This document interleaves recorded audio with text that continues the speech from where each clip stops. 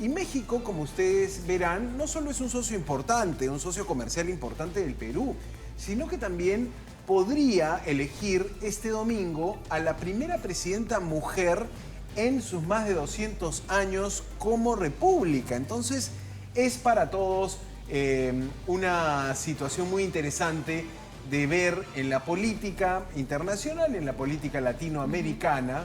Entonces, Y eso también depende mucho de cómo serán nuestras relaciones a futuro con este eso. país, considerando de que con AMLO se rompió totalmente, en la que incluso no tenemos embajador allá ni aquí de este país, que ha sido un socio bastante cercano del Perú durante los últimos años y que se quebrantó justamente cuando Dina Boluarte ingresa al poder, porque AMLO pues era bastante cercano a Pedro Castillo y hasta el momento sigue incluso defendiéndolo desde su puesto como presidente. Pero vamos con una entrevista en vivo. Sí, vamos a conversar con Ignacio Rodríguez, él es periodista mexicano, él también trabaja en el portal fabricadeperiodismo.com y está con nosotros conectado para entender y tratar también de compartir con la audiencia lo que se viene este fin de semana en México. Señor Rodríguez, lo saludamos desde Lima, Perú, le agradecemos mucho su tiempo. ¿Cómo ve, si nos puede dar un primer panorama de lo importante que será esta elección? Hablábamos de quizá la característica más vistosa, en el entendido de que Perú hoy por hoy tiene una presidenta en el cargo. México podría también tener a la primera mujer en llegar a la más alta posición de poder. ¿Cómo ve esta situación, señor Ignacio Rodríguez? Buenas noches. Buenas noches. Hola chicos, ¿cómo están? Muy buenas noches. Pues miren, la verdad es que sí, como tú dices, tenemos una certeza, va a haber una mujer, porque las dos candidatas que, digamos, están liderando las encuestas, cualquier encuesta, son dos mujeres. Es decir, sí o sí tendremos una mujer. Ahora, ¿eso qué tan importante va a ser? Pues bueno, yo creo que sí, siempre hay una posibilidad de que se pudiera ejercer un gobierno con una perspectiva de género, aplicar una forma distinta de hacer político. Pero la verdad es que no hay muchas expectativas. Ambas, como seguramente también en Perú y en muchos países de Latinoamérica, pues suben al poder con las mismas prácticas más o menos de poder que como lo ejercen los hombres. De una manera autoritaria, de una manera, diría, siguiendo pautas de la lucha por el poder, sin que ello signifique en realidad un cambio importante. Quizá ustedes lo han visto con Dina Boluarte, que por supuesto, pues ustedes saben mucho mejor que yo las polémicas y cómo el ejercicio del poder, incluso pues con la represión a una manifestación, mantuvo un saldo terrible.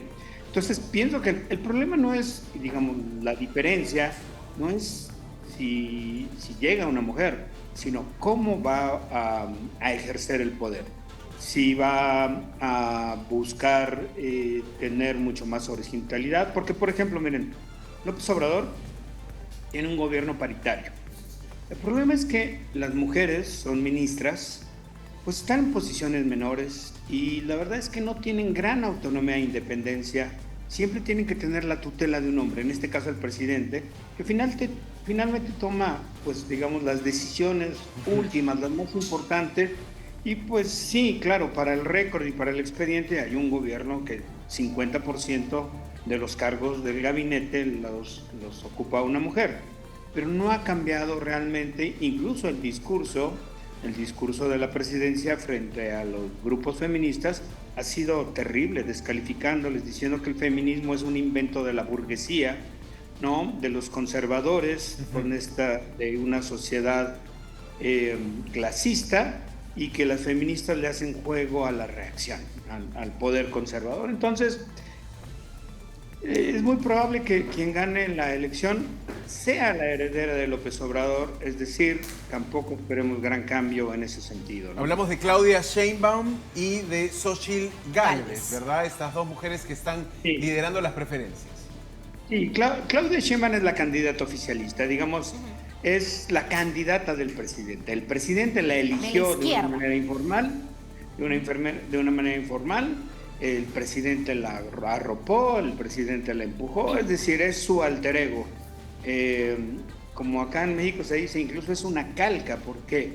imita hasta su acento. El presidente es de una zona del país que tiene un acento muy particular y ella en sus discursos imita el acento cuando ella es una mujer que nació en la capital del país y que tiene un acento completamente distinto. Así es que ellas son las dos candidatas. La candidata que lleva la delantera es Claudia Sheinbaum. Las encuestas le atribuyen como un 20% de diferencia, o sea que al parecer, si no se equivocan, y con probabilidad ella va a ocupar la presidencia. ¿Podría precisarnos, quizás para el público que nos está escuchando a esta hora de la noche, cuál es la idea central o el discurso central que están llevando cada una de estas dos candidatas, Claudia y Xochitl? ¿Cuál es su idea fuerza para atentar o para conquistar el voto mexicano?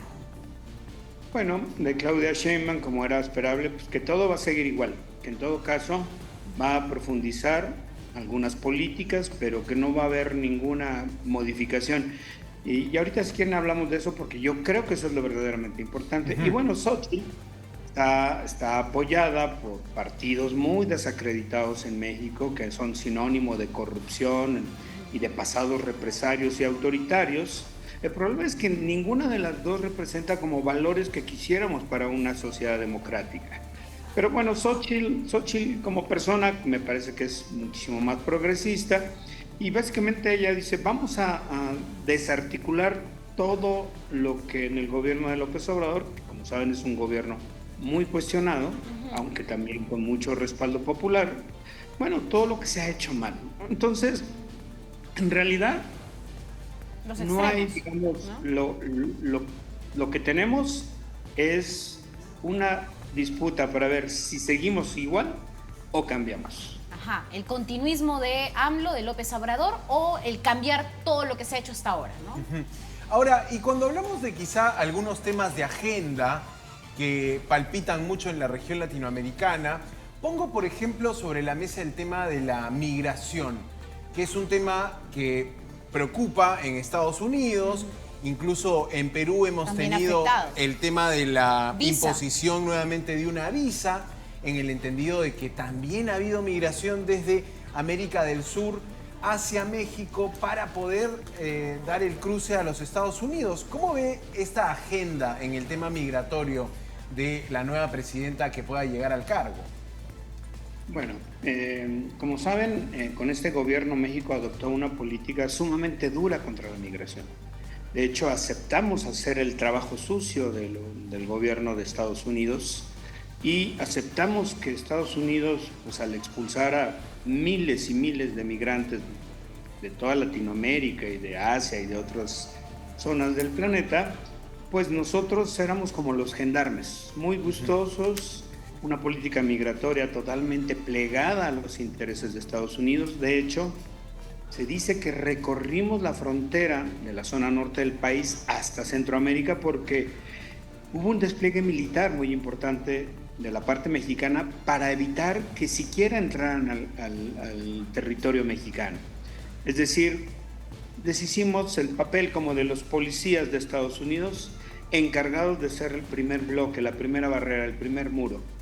Eso por una parte, pero déjenme decirles que parte de la agenda que yo creo que a ustedes como en la sociedad peruana les va a importar mucho, lo que está en juego también en México es si el crimen organizado, que además sabemos que se sigue extendiendo y adquiriendo un poder que nunca habíamos visto antes, al grado que hoy en México se calcula que un 35% del control del territorio lo tiene el crimen organizado, que impone además a autoridades locales, regidores, alcaldes, diputados locales, y que ha ido adquiriendo, bueno, nosotros acabamos de acabar este periodo de campañas, una capacidad de imponer violencia. Se han asesinado aproximadamente a 40 candidatos, porque eran candidatos que no eran afines al crimen organizado.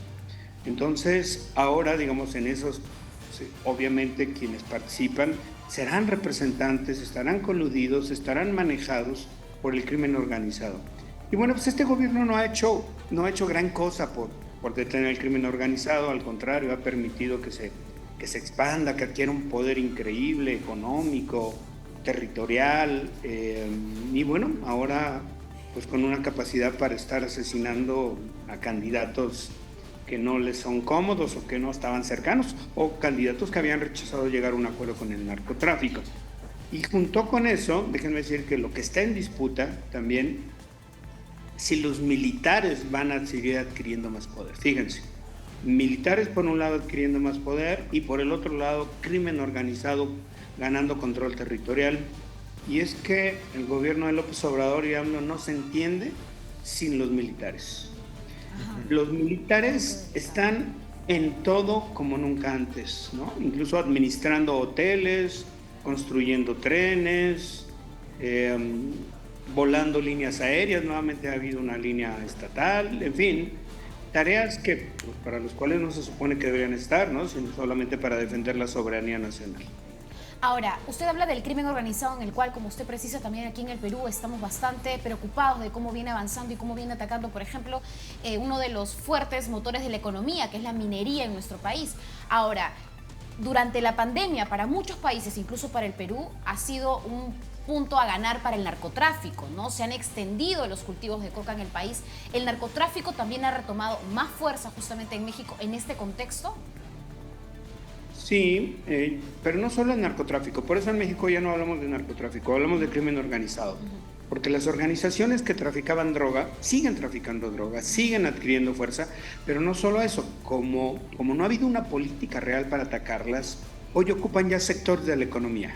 Por supuesto, por ejemplo, supongo que allá también en Perú, en cuanto a minería, ellos imponen un impuesto para cualquier kilo de producción de cualquier mineral, cobran un impuesto. Si un productor de limón o de palta quiere sacarlo de su territorio, tiene que pagar. Si un vendedor de pollos quiere hacerlo, tiene que pagar. Es más, han llegado al extremo en algunas zonas del país que cobran a la gente por el metro, por la extensión de metros que tenga la fachada de su casa e incluso por el número de hijos. Es decir, en algunos casos es verdaderamente ya alarmante el control del crimen organizado. Y se ha ido sofisticando y se ha ido extendiendo. Por ejemplo, ahora el crimen organizado es el que impone funcionarios en los gobiernos locales. Y antes imponía, pues era lógico, a los encargados de seguridad, porque eso les permitía extender sus redes de protección, claro, tener información privilegiada. Bueno, hoy también imponen a los encargados de hacer obras públicas. No solo eso. Presupuesto nacional, ¿no?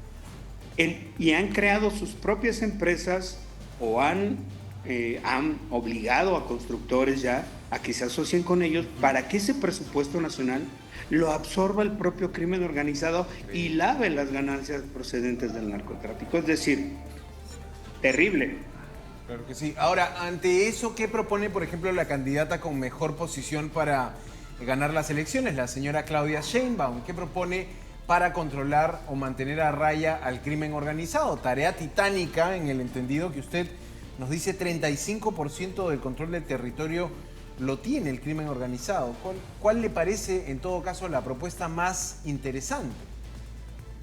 Bueno, en realidad no propone nada porque están en una fase de negacionismo, ¿no? El gobierno, de hecho, él empezó gobernando con una frase que decía: abrazos, no balazos. ¿A qué se refería? Venimos de gobiernos que también trataron de erróneamente y fallidamente de lanzar una estrategia de sangre brutal sin ton ni son. Felipe Calderón, ¿no? Felipe Calderón. Entonces, eso provocó un baño de sangre total. Y sin embargo, ante eso, pues decidieron una política en la que decían, bueno, vamos a atacar las raíces verdaderas, las causas sociales. ¿Por qué un joven decide incorporarse al crimen organizado? ¿Por qué un joven decide ser sicario? Bueno, pues porque le ha faltado, digamos, oportunidades en la vida, porque no ha tenido condiciones como para estudiar, para tener un trabajo digno, para poder tener acceso a una sociedad que le niega muchas cosas. El problema es que no ha ocurrido nada de eso. Es decir, al contrario, los jóvenes siguen enrolándose. Al decir que iba a atacar las causas sociales, creó, por ejemplo, unas becas para jóvenes, universales. Cualquier joven en una edad determinada puede recibir mensualmente una cantidad de dinero. Pensando pues que con eso iba a ser suficiente para que no se vieran atraídos y que se sumaran a las filas del crimen organizado. Bueno, no ha ocurrido eso. No ha ocurrido. Siguen cobrando y sí, siguen cobrando sus becas, sus apoyos sociales y al mismo tiempo pues se siguen incorporando, siguen nutriendo las filas del crimen organizado. Entonces es una política que intentó ser distinta, es verdad, digo, hay que reconocerlo, pero que ha sido completamente fallida. Y, digamos, la candidata del oficialismo pues sigue diciendo que, pues no sé, en algún momento de la vida futura, no sabemos cuándo, dentro de 10, 20, 30, 40 años, las condiciones sociales van a cambiar en el país de tal manera que los jóvenes ya no vean al narcotráfico o al crimen organizado como una opción de vida. Cuando lo que estamos viendo es que realmente es una realidad lacerante. Ustedes saben, hay 100,000 desaparecidos en México, más de 40,000 homicidios al año.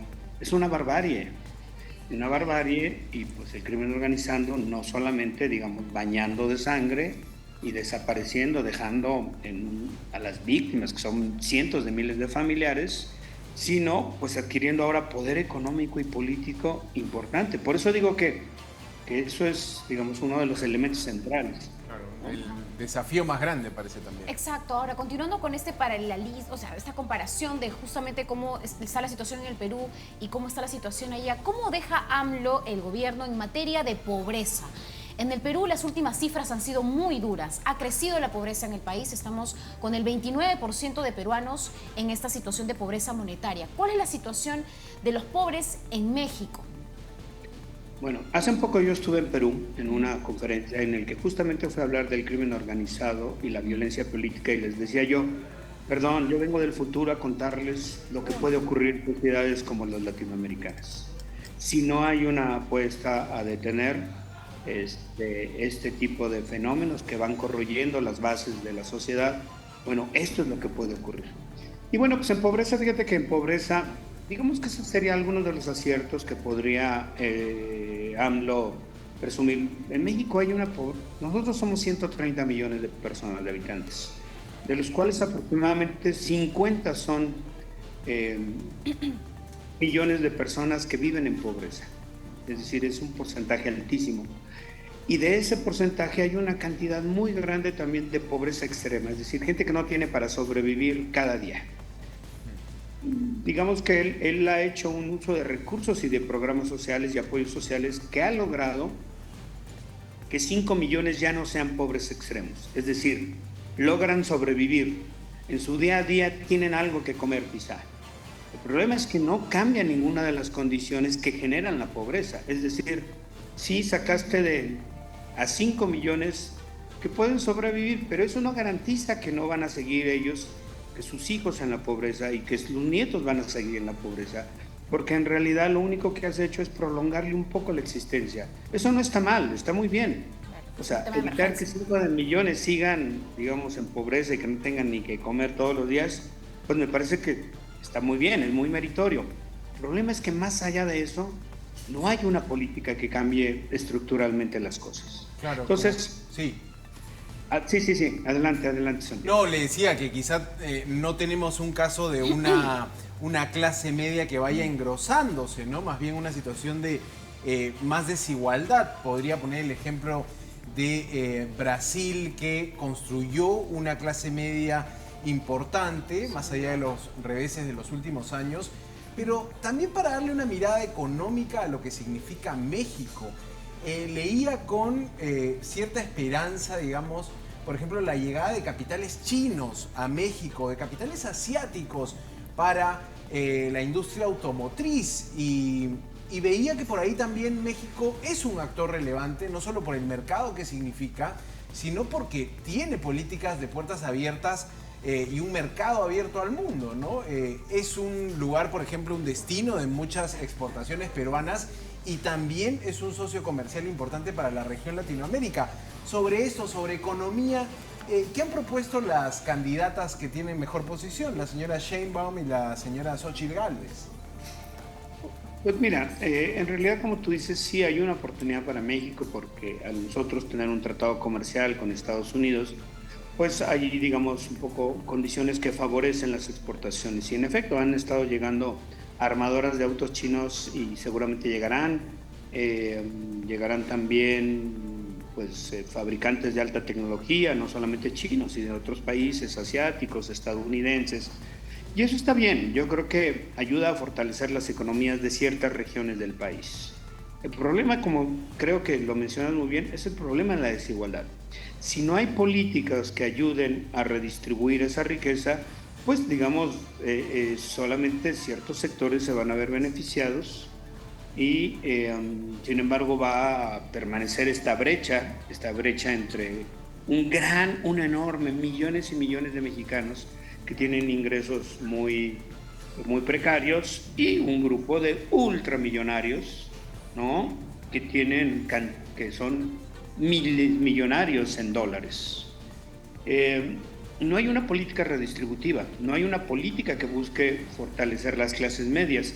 Es verdad también que López Obrador ha hecho algunas políticas laborales que favorecen a un sector de la clase trabajadora, por ejemplo, como nunca se tuvieron incrementos en el salario mínimo, que benefició a una gente que estaba en una zona pues recibiendo muy pocos ingresos. Eso, digamos, me parece algo pues, positivo. Evidentemente, el fortalecimiento de la capacidad adquisitiva de un sector de trabajadores, pero tampoco son demasiados.